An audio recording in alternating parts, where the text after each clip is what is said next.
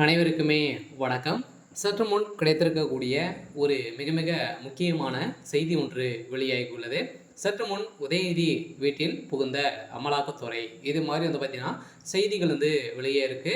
So அனைவருக்குமே தெரியும் உதயநிதி ஸ்டாலின் அவர்கள் வந்து பார்த்தீங்கன்னா ஏற்கனவே செந்தில் பாலாஜியுடைய வழக்கில் டாஸ்மாக் குடி நிறுவனத்தில் நடந்த ரைடின் அடிப்படையில் சதுரடியாக உதயநிதியுடைய பேரும் வந்து அடிபட்டு இருந்தது இல்லையா? ஸோ இந்த 1000 கோடி வந்து பார்த்தீங்கன்னா எங்கே வந்து சென்று இருக்கு அப்படின்ற மாதிரி வந்து பார்த்தீங்கன்னா அமலாக்கத்துறை அதிரடியாக ரைடுகள் நடத்தியிருந்தாங்க. இந்த ரைடின் அடிப்படையில் 2வது முறையாக நடந்த ரைடின் அடிப்படையில் தான் ஸோ அவர்கள் கொடுத்த வாக்குமூலத்தின் அடிப்படையில் உதயநிதிக்கு தான் இந்த அமௌண்ட் அனைத்துமே வந்து சென்றிருக்கு. அதே மாதிரி வந்து பார்த்தீங்கன்னா உதயநிதி நயன்தாரா என்ற பேரில் வந்து பார்த்தீங்கன்னா ஒரு 1000 கோடிக்கு மேலே வந்து பார்த்தீங்கன்னா சொத்துக்கள் வந்து ரிஜிஸ்டர் பண்ணியிருக்காங்க. ஸோ இந்த நிலையில் தான் இப்போ அதிரடியாக உதயநிதியுடைய கதை ஒட்டுமொத்தமாக ஸோ முடிஞ்சிருக்கு.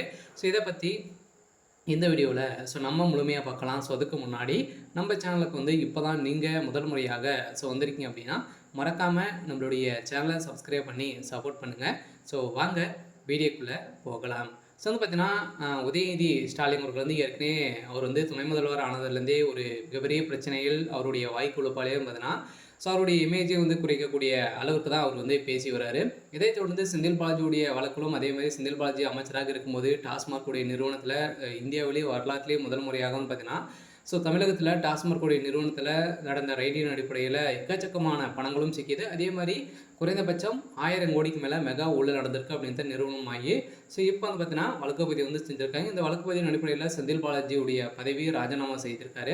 இதைத் தொடர்ந்து திமுக வந்து பார்த்தீங்கன்னா முக்கிய பிள்ளை திமுகவுடைய அறிவாலயமே வந்து பார்த்தீங்கன்னா இதில் சிக்கியிருக்காங்க அப்படின்னு தான் ஒரு மிகப்பெரிய டவுட் வந்து பார்த்தீங்கன்னா மாற்றிருக்காங்க. இந்த உதயநிதியுடைய வழக்கை வந்து பார்த்தீங்கன்னா இப்போ சிபிஐக்கு வந்து ஸோ மாற்றிருக்காங்க. இந்த அமலாக்கத்துறை வழக்கை சிபிஐ மூலமாக வந்து பார்த்தீங்கன்னா ஸோ விசாரிக்க வேண்டும் அப்படின்ற மாதிரி இப்போ அதிரடியாக நீதிமன்றம் ஸோ உத்தரவு போட்டிருக்காங்க. ஸோ இதன் அடிப்படையில் தான் செந்தில் பாலாஜி அவர்கள் வந்து ஏற்கனவே டெண்டர் விஷயத்தில் வந்து பார்த்தீங்கன்னா எக்கச்சக்கமான கோடிகள் வந்து பார்த்தீங்கன்னா 350 கோடிக்கு மேலே வந்து பார்த்தீங்கன்னா அரசுக்கு வந்து இழப்பீடுகள் வந்து செஞ்சுருக்காரு. இதிலும் மெகா ஊழல் ஸோ நடந்திருக்கு அப்படின்றத இப்போ வந்து பார்த்தீங்கன்னா லிஸ்ட்டு வந்து எடுத்திருக்காங்க. இந்த லிஸ்ட்டின் அடிப்படையிலும் இதற்கு அனைத்துமே காரணமாக இருக்கக்கூடியவர் யார் அப்படின்னு பார்த்தீங்கன்னா உதயநிதி ஸ்டாலின் அவர்கள் தான்.